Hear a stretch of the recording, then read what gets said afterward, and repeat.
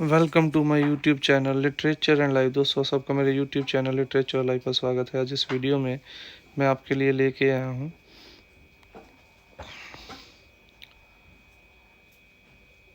J.M.. Synge के द्वारा लिखे गए play riders to the sea का एग्जामिनेशन पॉइंट ऑफ व्यू से एक बहुत ही important question. Edmund John Millington Synge was an Irish playwright. वो एक इरिश प्ले राइट थे, पोइट थे, राइटर थे और कलेक्टर ऑफ फोकलोर थे and key figure in Irish literary revival. उन्होंने इरिश लिटरेरी रिवाइवल में भी एक अहम रोल प्ले किया था। His best known play the play boy of western world was poorly received due to bleak ending depiction of the Irish peasants and idealization of parricide, leading to the hostile audience reaction and riots in Dublin during its opening run at Abbey Theatre। उनके सबसे famous play the play boy of the western world को poorly receive किया गया दर्शकों के द्वारा क्योंकि उसकी ब्लीक एंडिंग थी।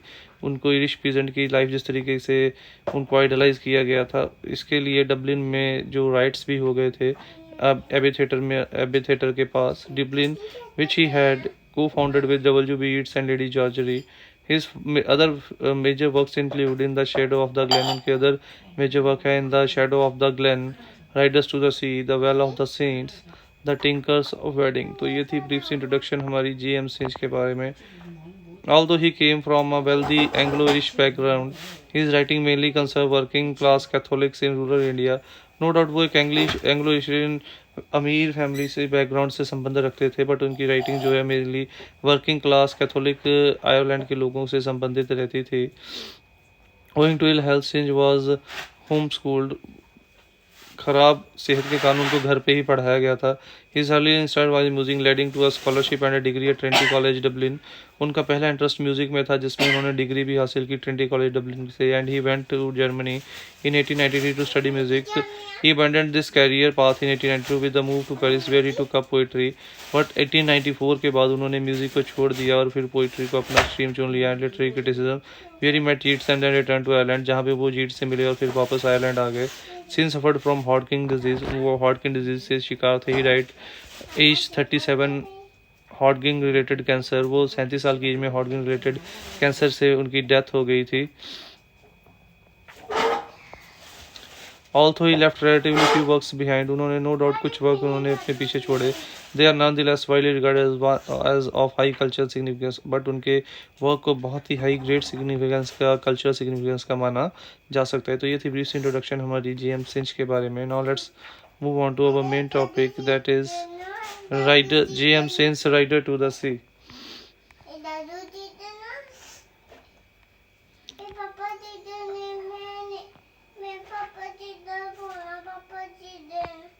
Analyse the play as a predicament of human destiny, कि प्ले को ह्यूमन डेस्टिनी या फीट को कैसे प्रेजेंट करता है।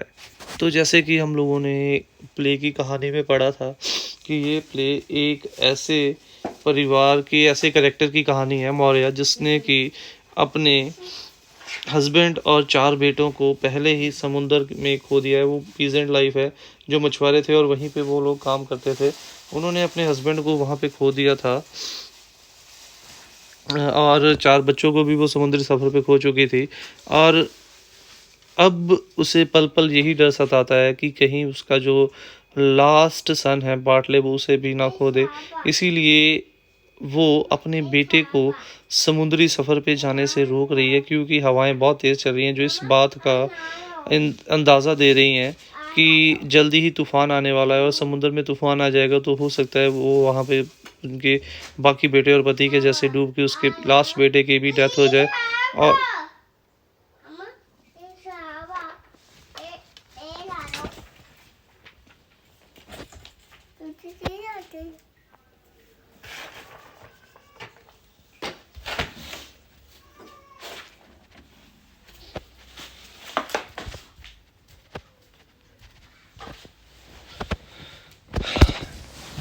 और बाटले ही उसका एकमात्र अब सहारा बचा था जीने का, इसीलिए वो अपने बेटे को जाने से रोक रही थी। ऑन द अदर हैंड जो बाटले था वो अपने 2 घोड़ों को लेकर जाना चाहता था, क्योंकि ऐसा लग रहा था कि आने वाले टाइम के लिए उनके पास पैसे नहीं होंगे और वो वैसे भी भूखे मर जाएंगे।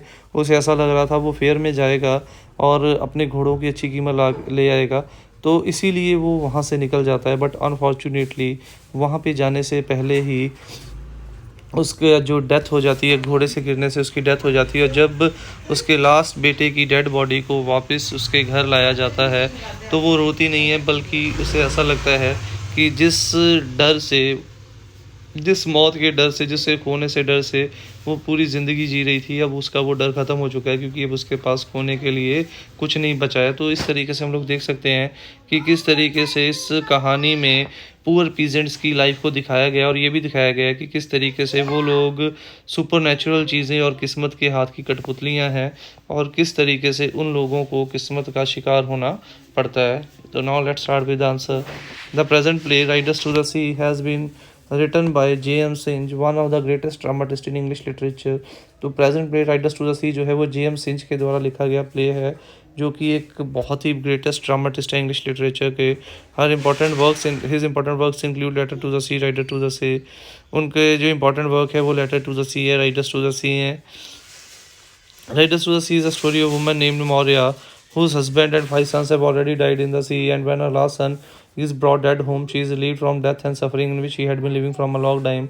ये कहानी एक ऐसी औरत की कहानी है जिसका नाम मरिया, जिसने अपने 5 बेटे और हस्बैंड को पहले ही खो दिया है समुंदर में जाते वक्त, समुंदर में काम करते वक्त। और जब लास्ट में उसके आखिरी बेटे की लाश भी उसके पास लेके आई जाती है, तो उसे ऐसा लगता है कि उसे उस सारे डर, दुख, दर्द से आज़ादी मिल गई, जिस दुख, दर्द और जिस डर के अंदर वो पूरी ज़िंदगी जीती रही है। The play also present human being as a plaything hand of destiny and supernatural elements. और ये प्ले ये भी दिखाता है कि किस तरीके से इंसान किस्मत और सुपर नेचुरल चीज़ों के हाथ की एक कठपुतली है। किस्मत और सुपर नेचुरल चीज़ें जैसे चाहे हम लोगों को नचा सकती हैं। In this play, the writer has also presented superstitious belief of the people of Ireland। इस प्ले में पोइट ने आयरलैंड के रहने वाले लोगों की अंधविश्वासी धारणाओं को भी दिखाया है। In fact, the play is a troubled presentation of life of poor peasant of Ireland। तो ये कहना गलत नहीं होगा कि ये प्ले दरअसल आयरलैंड में रहने वाले गरीब मछुआरों की ज़िंदगी को हाईलाइट करती हुई कहानी है।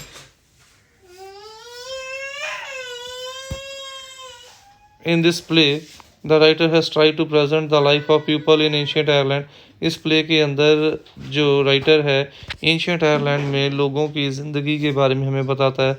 Moreover the writers try to present the role of destiny in the life of common man. और उसके साथ साथ वो ये भी बताता है कि किस्मत का एक आम इंसान की ज़िंदगी में क्या रोल होता है। The main story is about the destiny of a man and the family in the hands of nature. और मुख्य कहानी जो है वो ये है कि किस तरीके से इंसान की जो किस्मत है, इंसान की जो ज़िंदगी है, कुदरत और किस्मत के हाथ की कठपुतली है। Through Maurya the writers try to present the tragic foreknowledge of an old mother. Maurya के करेक्टर के ज़रिए राइटर ने एक माँ के अपने बेटे के खराब भविष्य की जो आभास होने का भी हम लोगों को एक अंदाज़ा दिखाया है। She repeatedly tries to stop Bartley from going to sea to sell the 2 horses, because seeing the mood and strength of the wind, she can predict that it will be very difficult for her last son to come back alive। और इसीलिए वो बार बार अपने last सन Bartley को समुद्र में जाने से और घोड़ों को बेचने से रोक रही है, क्योंकि उसे पता है कि जिस तेज़ी से और जिस डायरेक्शन में हवा चल रही है, वो समुद्र में बहुत ही बड़ा तूफान आने वाला है, और ऐसे तूफान के होते उसके बेटे का वापस जिंदा आना लगभग नामुमकिन है। This shows that her fears are justified because she has lost her husband and 5 sons and does not want to lose her last and the only son। और हम लोग उसके डर को जायज़ भी मान सकते हैं, क्योंकि उसने पहले ही समुद्र में अपने 5 बेटों को और अपने हस्बैंड को खो दिया था, और अब वो नहीं चाहती थी कि अपने लास्ट बचे इकलौते बुढ़ापे के सहारे को भी वो खो दे। This also presents the struggle of man with the elements of nature, destiny, the cycle of life and death and strength of this old movement। ये दिखाता है किस तरीके से इंसान कुदरत के हाथ की कठपुतली है, किस तरीके से इंसान ज़िंदगी और मौत के बीच में लटकता है, और किस तरीके से इस औरत की मानसिक स्थिति है। The character The character in the play meet the tragic and not because of a tragic flaw and a mistake on their part. In fact, they are presented as a plaything in the hands of supernatural forces and fate.